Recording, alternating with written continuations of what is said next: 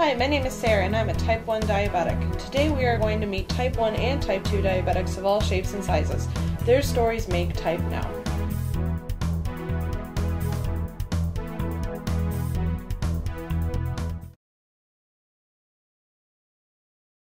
Kelsey, it's great to see you today. How are you? I'm doing well. How are you, Sarah? Good. Thanks for joining me. You know, I know you're a type 1 diabetic. Would you mind sharing with me, when you were diagnosed and where you were and what you were doing?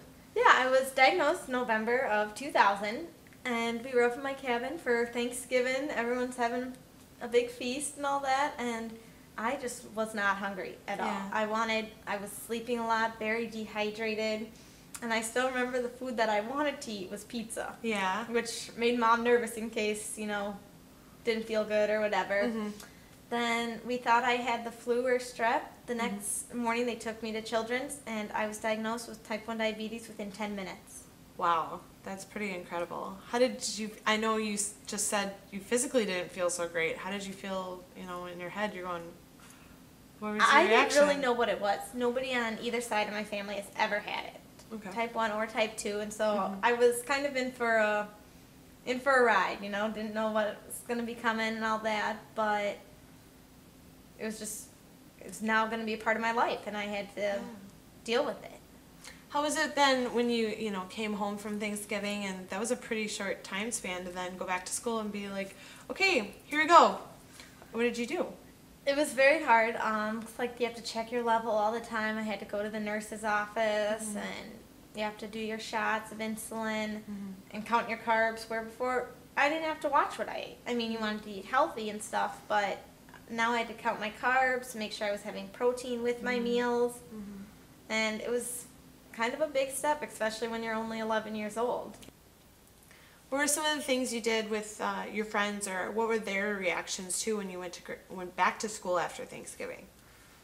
Actually, in grade school, my friends didn't care at all. It's like we just were having fun. I still played soccer and all that in the fall and during the summer, but I would just go do it, and then I still ate lunch with all of them. I went and did it in their stuff, so it was a side, and I was treated the same then. Have you ever experienced a low point maybe in the or so when you were managing your diabetes? Yes, I've had lots of ups and downs, but I did have a point where I kind of was just, I got frustrated with it and had a hard time dealing with it. Yeah.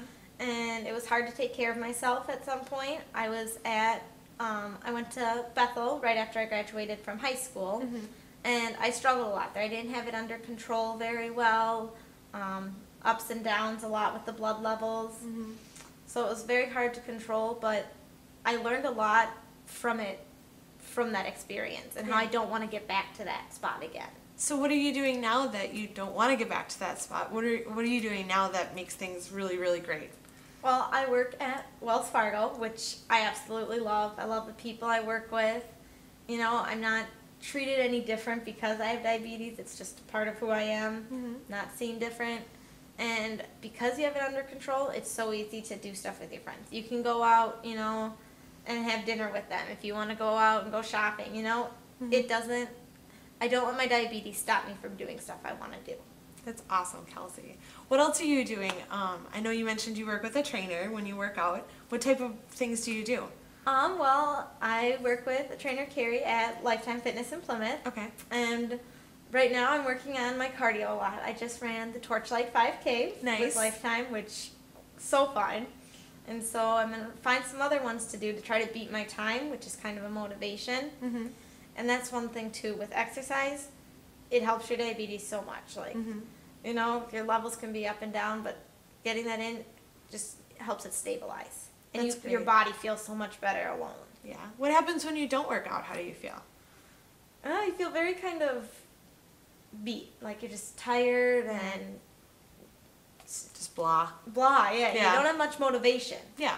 Where, after you feel fit and stuff, or you just feel like, okay, I can go that extra half mile, or I can do one more set of, bicep curls or something. It gives you motivation. That's great, Kelsey. To do better. Awesome, I love it. Now, what are some other things you're looking forward to doing? You have some great goals with, already run some 5Ks. What are you going to do now?